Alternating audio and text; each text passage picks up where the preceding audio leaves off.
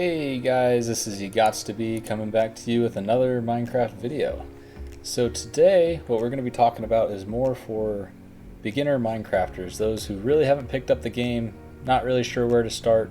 So I'm going to be going over some tips and tricks on how to best get your new world started. So let's get to it. Alright, so to start a new world, all you gotta do is click here on single player, go down to create a new world, type in whatever name you want, and that's all you gotta do. Now when it comes to the game mode you're going to be playing in this, you have three options. You have the survival, the hardcore, and the creative. So for this playthrough we're going to be starting with the survival, where we have to gather resources, eat food, manage health, all that kind of stuff. We won't be doing hardcore because I die a lot and you only get one death in hardcore mode and then you're done. So I don't want to have to go restart and redo everything. Maybe in the future I'll do a hardcore playthrough, but not today.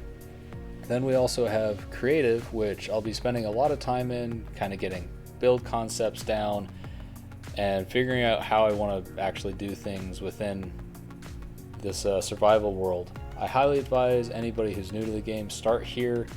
It gets you familiar with the mechanics, it gets you familiar with how to build. Watch some tutorials on that and you'll be good to go. Alright, now that we have our new world generated, I just want to go over a couple tips before we start exploring and getting this ball rolling. So tip number one, always have fun. There's no point in playing this game if you're not having fun. So whether you've been playing it for 10 years or literally have just picked it up, have a little bit of fun, don't worry about it, and just have a good time. Now my second tip is going to be set priorities. No matter if you're building a mega base or you're just getting started out like we are, always set 2 or 3 priorities, and that'll help you stay focused in the game. Today our 3 priorities are going to be tools, a bed, and food. Well, food slash the place we're going to be wanting to start our base off. So if you're wondering how to get tools, I'm about to show you. So all you gotta do to get tools is come over to a tree, potentially the nearest tree. It might be the only tree if you're on an island. And like everybody else, you just gotta start punching it. Once you get 2 or 3 of these logs,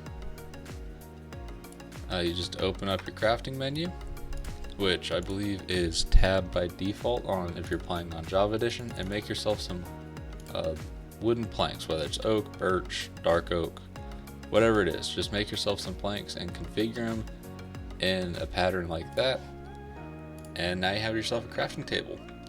So we're going to just put that down. You don't have to be up on the same level, you can be way down here and use it. And we're going to make ourselves some sticks. 4 will be good to start out. Get the why is the bee pushing me around? Quit that. We're going to make ourselves some sticks and then come across the top like that and make a T shape to make a wooden pickaxe.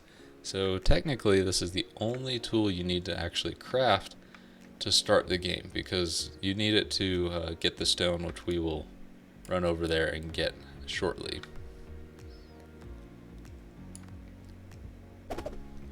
Alright, now that we're over here, we're going to get ourselves 3 stone.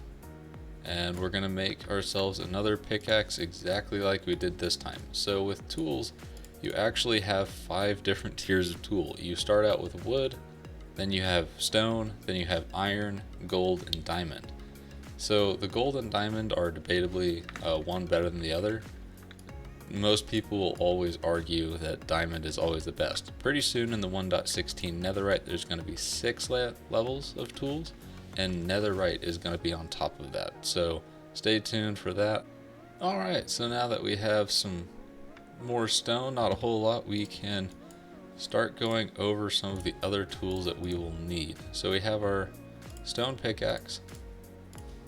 We'll make ourselves a stone sword, which is the 1 stick, and then the 2 material there. We will make ourselves a shovel, and unfortunately I need to grab some more wood. I'll be back.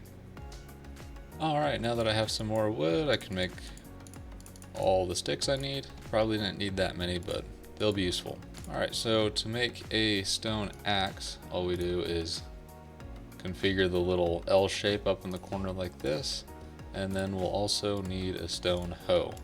So these are all the tools that we need right now. There are shears and buckets later that we'll get, but I'll talk about those when those come around. Alright, so quick overview of the tools themselves. You have the stone pickaxe, which as it seems would be better for mining, so hard materials like stone and sandstone and amethyst, I think that is, or not amethyst, andesite, there we go. Then you have the sword, which is better for killing mobs. You have the shovel, which is better for sand and dirt. The axe, which is better for wooden items. And then the hoe in 1.16 is going to be the primary tool to be breaking leaves and like crop blocks. Also, you have or you can till dirt, which you need to start farming things. So we'll kind of discuss that a little bit further later, but for now we're all kitted out, and now we're on to our second priority, which is finding a bed. So two ways you can acquire a bed in Minecraft. You can either find them in a village and take it from there, or you can use the crafting table and take 3 pieces of wool and 3 pieces of plank, regardless of what type of wood they are, and make a bed. So we're probably going to be going with the second route. Oh hey, sheep. The second route of actually crafting it ourselves, and thankfully there are already sheep there, which is really nice because sometimes they're hard to find. I've had a couple worlds where I started playing and it literally took me an hour to find sheep. I don't know how, it just wouldn't spawn sheep. Alright, I'm gonna make myself a little bridge across here. Get these organized. Oh no, the sheep are fleeing. Oh, also, when you come up to a ravine like this, or an edge that you don't want to fall off of, if you hit shift, you can walk up to the edge without worrying about falling off. This is something I actually didn't know for like the first year of playing Minecraft, and I'm a bit embarrassed to say it, but now that I know it, I'm like super thankful for it. Alright. Come here, sheep. There's 2 wool. Come here. And 3 wool. There we go. Alright, so now the recipe for making a bed is you have to use a crafting table. You take 3 planks. They don't even have to be the same plank, and then 3 of the same colored wool, and then you can make yourself a bed. So for some reason I always end up making just a white wool bed. I don't know why. Alright, so now that we have our bed, we can sleep through the night. We don't have to worry about mobs attacking us when it's dark outside. My next priority is going to be trying to find a location in which I want to start building a base. Well, actually, really next priority being how late it's getting, I need to sleep.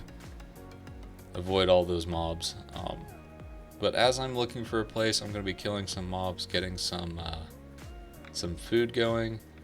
And once we get settled, we'll start working on some farms, some mining, and some more sustainable food sources other than just killing all the animals we happen to come by.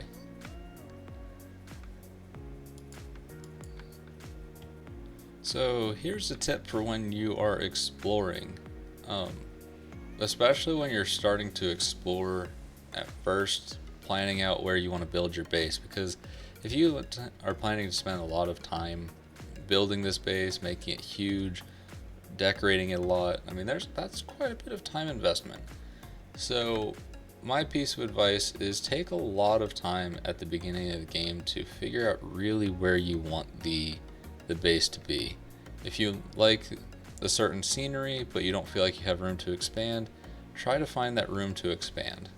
If you're planning on building like a minimalist house, something very simple, I mean, it kind of makes a bit more flexibility. So like right here, you could actually build a house with this nice little scenery right here, use up this plot of land, and there you go. You don't have to worry about much more.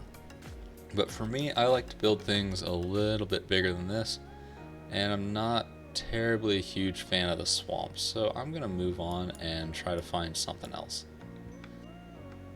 Also, when you are searching for a place you want to build, if there's a specific biome that you like, for me personally it's the plains biomes, but you're not really sure what biome you're in, all you can do is hit F3 on your keyboard and it'll show you in the bottom left corner what plane you're in, or not what plane, what biome you're in. I'm in the plains biome right now. If I walk up that hill, I'm going to be in a forest biome. This will just kind of help you determine where exactly you are and hopefully help you see if you like it or not. Alright, so I think we have found a potential place.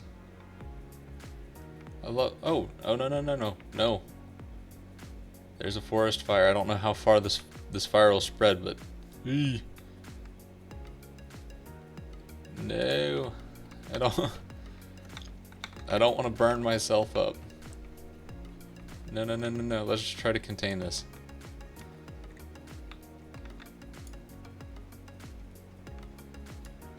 Oh no!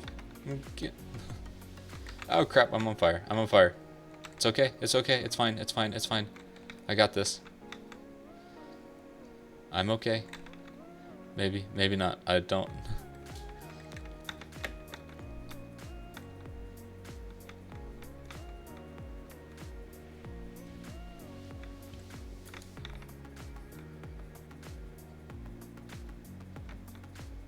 As long as it does not catch any other... Stop it.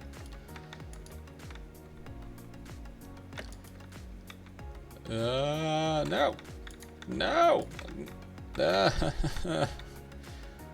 Oh crap, I'm gonna die.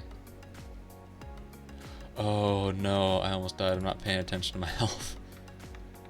I'm so concerned about the trees that I forgot to even see if I was gonna, like, get hurt. Okay, I think that's out. I think we're good. Oh man. Do I look okay? No scorch marks or anything. No, man. I'm not like bleeding everywhere. Alright, well, that put a dent in my food. But knowing that there is this lava lake right here, that is actually good because lava will be very useful in future builds, especially when we start trying to get to the nether. Ooh, is this nice? This is a ravine. Alright, so the good thing about ravines is the fact that a lot of times, well, not a lot of times necessarily, but many times they will go all the way down to diamond level, which is between Y11 and Y18. So, or not Y11, Y5 and Y18. So if you look on the F3 menu, there is the XYZ value that tells you your position in the world. The Y value is up and down. So if you go all the way down to that Y5 to Y18, you can find diamonds, which will be very useful, especially when you... No, is that really another one? Fine, I'll go put it out too.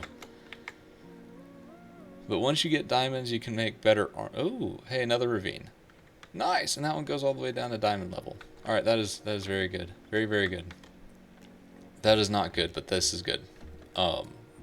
Once you start getting diamonds, you can start making better gear and take on stronger mobs easier, and yeah, it's good to have diamond armor. And I don't know if I can contain this one. Hopefully it doesn't burn the whole forest down, but is that putting itself out here?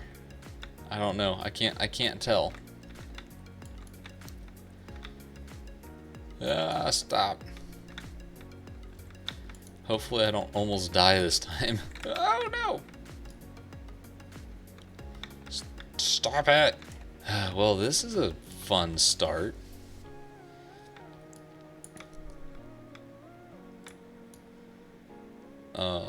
Well, being that there are 2 lava ponds right nearby, thankfully they don't erupt into flames like this unless there's like burnable objects around. So yeah, I think they're pretty safe to live near. And there's 2 ravines, one that goes all the way down to diamond level, and then another that does not quite do it, but I don't know. Ravines are always something fun to build in. I might consider... My mind's kind of going crazy with all the ideas. I mean, I think it would look really cool if you built like a ruined like dwarven city that looks like it was collapsed into down there, because that ravine goes way off that way, it looks like. And this is a really good sized ravine. This is just really interesting. All right, I think I'm going to kind of start us off here.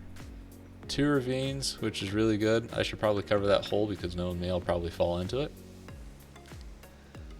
And there's plenty of animals around, so that's going to be a good short-term food source. I can actually start farming and expanding that. Hopefully that fire doesn't keep expanding. That's kind of making me nervous. I'll replant those trees later. Well, maybe not those trees. They'll burn up with the lava. Once I get the lava out of there, I'll replant those trees. Then we have this ravine here. Not quite as good as the other one, but still we can do some cool stuff with that. Alright, well, on that note, I think I'm going to leave the episode off here. We didn't make a whole lot of progress, but this episode's already starting to get a little long. In the next episode, I'm going to be covering some ideas for how to get your new starter base built. We're going to go over a couple different designs, probably start off in creative, but until then, I gots to go.